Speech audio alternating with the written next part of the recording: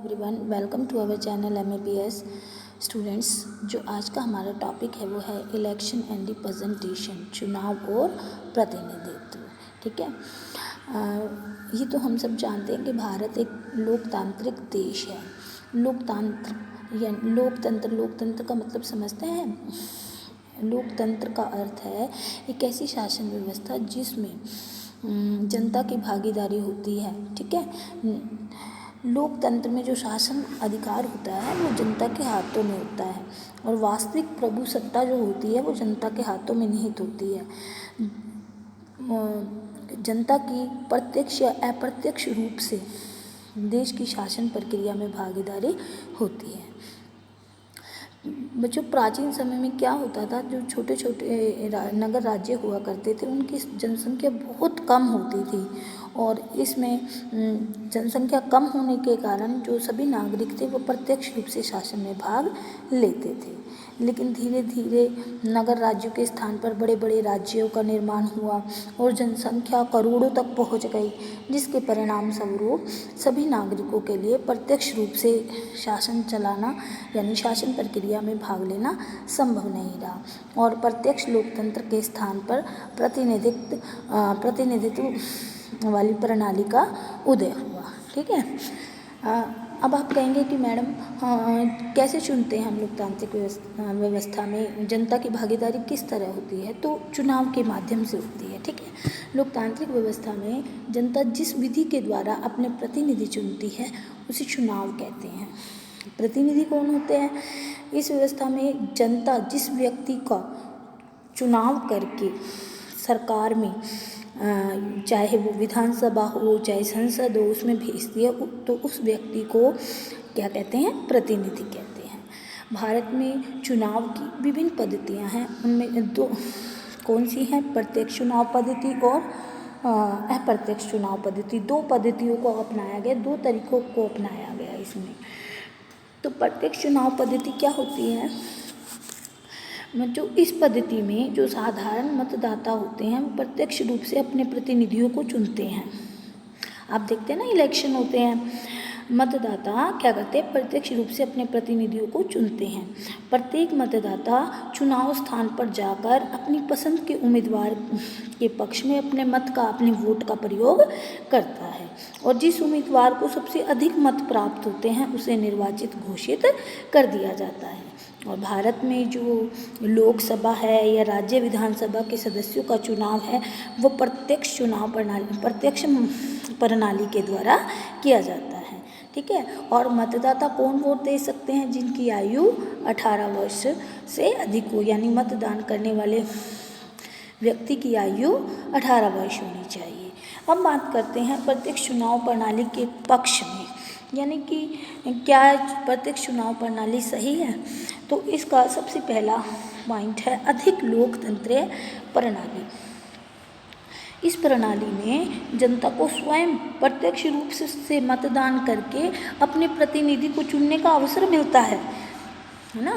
क्योंकि लोकतंत्र की पहला गुण क्या है कि लोकतंत्र प्रणाली में प्रत्येक व्यक्ति की भागीदारी होती है, जनता की भागीदारी होती है और प्रत्यक्ष चुनाव प्रणाली में हर मतदाता को ये अवसर मिलता है। ठीक है। दूसरा है अधिकारों और कर्तव्यों का ज्ञान। व्यक्ति को अपने अधिकारों और कर्तव्यों का ज्ञान होता है, क्योंकि सामान्य जनता जो होती है उसको मताधिकार और अन्य अपने अधिकारों के बारे में जानकारी प्राप्त होती है और इसके साथ साथ उसे अपने कर्तव्यों के बारे में भी जानकारी मिलती है। नेक्स्ट आता है राजनीतिक शिक्षा। इस प्रणाली में क्या होता है बच्चों? मतदाताओं और उम्मीदवारों में सीधा संपर्क होता है। आप देखते हैं ना कि जो भी उम्मीदवार इलेक्शन में खड़ा होता है तो वो अपने एरिया के सभी लोगों से मिलता है ना, और उनका आपस में सीधा संपर्क होता है और वो जो उम्मीदवार है वो उस क्षेत्र की, जिस क्षेत्र से वो खड़ा हुआ उस क्षेत्र की समस्याओं से भी अवगत होता है। तो इससे क्या होता है? मतदाताओं और उम्मीदवारों में सीधा संपर्क होता है और मतदाताओं को राजनीतिक शिक्षा भी मिलती है। नेक्स्ट आता है राजनीतिक दलों के लिए आसानी। इस प्रणाली में क्या होता है, जो राजनीतिक दल सबसे अधिक प्रभावशाली होता है उसके लिए वोट प्राप्त करना बहुत आसान हो जाता है, यानी कि बहुमत प्राप्त करना बहुत आसान हो जाता है। नेक्स्ट है मतदाताओं में आत्मसम्मान की भावना। प्रत्यक्ष चुनाव प्रणाली के अनुसार प्रत्येक मतदाता को निर्वाचन में भाग प्राप्त होता है और जिसके परिणाम स्वरूप मतदाताओं में आत्मसम्मान की भावना जन्म लेती है, यानी कि उनको ऐसा ज्ञान होता है कि उनके मत का भी अपना महत्व है ना। नेक्स्ट आता है भ्रष्टाचार की संभावना कम होना। इसमें क्या होता है, इस चुनाव प्रणाली के अंतर्गत जो मतदाताओं की संख्या बहुत अधिक होने के कारण भ्रष्टाचार की संभावना उतनी नहीं रहती जितनी कि अप्रत्यक्ष चुनाव प्रणाली में रहती है। अप्रत्यक्ष चुनाव प्रणाली के बारे में हम आपको बाद में समझाएंगे कि अप्रत्यक्ष चुनाव प्रणाली क्या होती है। नेक्स्ट आता है इस प्रत्यक्ष चुनाव प्रणाली के विपक्ष में तर्क। साधारण मतदाताओं में मत का उचित प्रयोग करने की क्षमता का अभाव। जो प्रत्यक्ष चुनाव प्रणाली है, जो इसके आलोचक हैं, उनका कहना क्या है, वो क्या मानते हैं कि जो साधारण दाता होते हैं उन्हें अपने मत का उचित प्रयोग करने की क्षमता नहीं होती है। क्या होता है कि जो ये उम्मीदवार होते हैं, ये इलेक्शन के समय जो भी झूठे प्रचार करते हैं या जो भी भाषण देते हैं, इसमें जो साधारण मतदाता है उसके प्रभाव में आ जाता है और अयोग्य उम्मीदवारों को भी अपना। नेक्स्ट है अनुचित प्रचार या झूठे प्रचार का सहारा लेना। इस प्रणाली के अंतर्गत क्या होता है, निर्वाचन अभियान में जो भी उम्मीदवार खड़े होते हैं वो झूठे प्रचार का सहारा करते हैं। उम्मीदवार एक दूसरे उम्मीदवारों की क्या करते हैं, निंदा करते हैं और एक दूसरे पर कलंक और झूठे आरोप करते हैं, जिसके परिणाम स्वरूप जो मतदाता है वो भी अपने पद से विचलित हो जाते हैं। नेक्स्ट है अधिक खर्चीली प्रणाली। प्रत्यक्ष चुनाव प्रणाली बहुत अधिक खर्चीली मानी गई है। क्यों? इसमें देखो, जब चुनाव कराए जाते हैं, चुनाव कराने वाले अभिकरणों को बहुत अधिक खर्च करना पड़ता है और उम्मीदवारों को भी बहुत अधिक खर्च करना पड़ता है। नेक्स्ट आता है अव्यवस्थाजनक। यह एक ऐसी चुनाव प्रणाली होती है जिसमें बच्चों अव्यवस्था फैल जाती है। अधिक जोश खरोश के कारण दंगे फसाद होते हैं, अन्य प्रकार की जो अव्यवस्थाजनक स्थितियां हैं वो सामने आती हैं, जिसका समाज पर बहुत बुरा प्रभाव पड़ता है। नेक्स्ट आता है दलगत भावना को बढ़ावा मिलना। प्रत्यक्ष चुनाव प्रणाली में राजनीतिक दलों का अखाड़ा बन जाती है जो प्रत्यक्ष चुनाव प्रणाली है। इससे क्या होता है, राजनीतिक दल एक दूसरे के विरुद्ध आरोप प्रत्यारोप लगाते रहते हैं, है ना। तो अच्छी तरह से समझ में आया ना कि प्रत्यक्ष चुनाव प्रणाली क्या होती है। इसमें साधारण मतदाता प्रत्यक्ष रूप से अपने प्रतिनिधियों को चुनते हैं, यानी किसके माध्यम से, वोट के माध्यम से। नेक्स्ट आता है अप्रत्यक्ष चुनाव प्रणाली।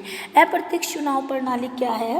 अप्रत्यक्ष चुनाव प्रणाली वह चुनाव व्यवस्था है जिसमें पहले साधारण मतदाता कुछ प्रतिनिधियों का चुनाव करते हैं, यानी कि आम मतदाता कुछ प्रतिनिधियों का चुनाव करते हैं और प्रतिनिधियों के और वे निर्वाचक प्रतिनिधियों का चुनाव करते हैं। और प्रतिनिधि के चुनाव में जो साधारण मतदाता है प्रत्यक्ष रूप से अपने मत का प्रयोग नहीं करते हैं। फिर से सुनिए, ये ऐसी चुनाव प्रणाली है जिसमें पहले जो साधारण मतदाता है वो कुछ प्रतिनिधियों का चुनाव करते हैं, फिर वो जो प्रतिनिधि हैं वो निर्वाचक प्रतिनिधियों का चुनाव करते हैं। प्रतिनिधि के चुनाव में जो साधारण मतदाता है प्रत्यक्ष रूप से अपने मत का प्रयोग नहीं करते हैं। भारत में राष्ट्रपति और उपराष्ट्रपति के चुनाव के लिए इस प्रणाली को अपनाया गया है। यानी कि आपको ये समझना है कि जो हम जनता जो प्रतिनिधि चुनती है वो प्रतिनिधि कुछ अन्य प्रतिनिधियों का चुनाव करते हैं ठीक है। उसमें साधारण जनता की कोई भागीदारी नहीं होती है, बल्कि किसकी भागीदारी होती है, जो जनता के द्वारा चुने गए प्रतिनिधि हैं उनकी भागीदारी होती है, ठीक है। भारत में राष्ट्रपति और उपराष्ट्रपति के जो चुनाव होते हैं इसी प्रणाली के अनुसार कराए जाते हैं। इस जो अप्रत्यक्ष चुनाव प्रणाली है इसके पक्ष में तर्क, यानी पहले है कि योग्य व्यक्तियों का निर्वाचन संभव। इसमें क्या होता है कि जो योग्य और बुद्धिमान व्यक्ति होते हैं उनका चुनाव संभव हो जाता है। क्यों? क्योंकि निर्वाचक मंडल के सदस्य साधारण जनता से कहीं अधिक योग्य और बुद्धिमान होते हैं। यानी कि जो जनता जो जो उम्मीदवार चुनती है, जो निर्वाचक मंडल में के सदस्य बनते हैं, वो जनता से अधिक योग्य और उत्तरदायी होते हैं। नंबर 2 है राजनीतिक दलों के प्रभाव में कमी। अप्रत्यक्ष चुनाव व्यवस्था में राजनीतिक दलों का प्रभाव भी कुछ कम हो जाता है। प्रत्यक्ष निर्वाचन चुनाव में जो चुनाव अभियान होता है बड़े जोर शोर से होता है, लेकिन साधारण मतदाताओं से क्या होता है, फिर इस पर क्या फ़र्क पड़ता है कि जो साधारण मतदाता हैं इस प्रचार से गुमराह भी हो जाते हैं। लेकिन जो अप्रत्यक्ष चुनाव प्रणाली है इसमें राजनीतिक दलों का प्रभाव कम होता है, क्योंकि निर्वाचक मंडल के सदस्य ही उन प्रतिनिधियों का चुनाव करते हैं। नंबर 3 आता है कम खर्च। इस प्रणाली में मतदाताओं की संख्या बहुत कम होने के कारण खर्च भी कम आता है। लड़ाई झगड़े की संभावना कम होना। प्रत्यक्ष चुनाव प्रणाली की अपेक्षा जो अप्रत्यक्ष चुनाव प्रणाली होती है इसमें लड़ाई झगड़े और दंगे फसादों की संभावना बहुत कम होती है। क्यों? क्योंकि इसमें जो मतदाता हैं उनकी संख्या क्या होती है, कम होती है ना। तो इसमें क्या होता है, फिर जो लड़ाई झगड़े की संभावना है वो कम होती है, ठीक है। नेक्स्ट आता है लोकतंत्र के विपक्ष में तर्क। पहला है लोकतंत्र के सिद्धांतों के विरुद्ध। जो अप्रत्यक्ष चुनाव प्रणाली का सबसे बड़ा दोष है कि वो लोकतंत्र के सिद्धांतों के विरुद्ध है। क्यों विरुद्ध है? लोकतंत्र का पहला गुण क्या है, पहली विशेषता क्या है कि जनता के द्वारा चुने गए प्रतिनिधि, है ना। लेकिन इसमें क्या होता है, इसमें साधारण मतदाता को प्रतिनिधि चुनने का अवसर नहीं होता है। तो ये लोकतंत्र के सिद्धांतों, सार्वजनिक कार्यों में रुचि नहीं रहती। साधारण जनता, जो आम जनता है जिसे चुनाव में भाग लेने से वंचित कर दिया जाता है, उसकी सार्वजनिक कार्यों और समस्याओं के प्रति कोई रुचि नहीं रहती, क्योंकि वो ऐसा सोचते कि उनके मत का तो कोई महत्व है ही नहीं। तीसरा है सीधा जनता से संपर्क नहीं रहता। इस चुनाव प्रणाली का सबसे बड़ा दोष ये है कि इसमें जनता का अपने प्रतिनिधियों के साथ सीधा कोई संपर्क नहीं होता है, जैसा कि प्रत्यक्ष चुनाव प्रणाली में होता है ना। नेक्स्ट होता है भ्रष्टाचार की आशंका। अप्रत्यक्ष चुनाव प्रणाली में क्या होता है, चुनाव में जो प्रतिनिधि होते हैं उस प्रतिनिधि को चुनने का अधिकार किसके पास होता है, थोड़े बहुत लोगों के पास, यानी निर्वाचक मंडल के पास। इसीलिए उन्हें लालच देकर भी अधिक मत प्राप्त किए जा सकते हैं। इससे भ्रष्टाचार को बढ़ावा मिलने की पूरी संभावना रहती है। नेक्स्ट आता है दलगत भावना। इस प्रणाली का सबसे बड़ा दोष यह है कि इस प्रणाली में दलगत भावना के बुरे प्रभाव से मुक्ति नहीं मिलती है। कई बार तो ऐसा हो जाता है कि दलगत भावना को ही बढ़ावा मिलता है। आपको समझ में आ गया ना अप्रत्यक्ष चुनाव प्रणाली के बारे में। अगर आप हम इन दोनों के बारे में बात करें कि अप्रत्यक्ष चुनाव प्रणाली और प्रत्यक्ष चुनाव प्रणाली दोनों में से कौन सी सही है या निष्कर्ष रूप में जाने, तो प्रत्यक्ष और अप्रत्यक्ष दोनों निर्वाचन प्रणालियों में गुण भी हैं और दोष भी हैं, है ना। तो हम ऐसा कह सकते हैं कि साधारण परिस्थिति में तो प्रत्यक्ष चुनाव प्रणाली ही सबसे उचित और लोकप्रिय है, किंतु विशेष परिस्थितियों में अप्रत्यक्ष प्रणाली को अपनाया जा सकता है या उचित माना जा सकता है। आई होप आज का टॉपिक आपको अच्छी तरह से समझ में आया होगा। Okay, thank you.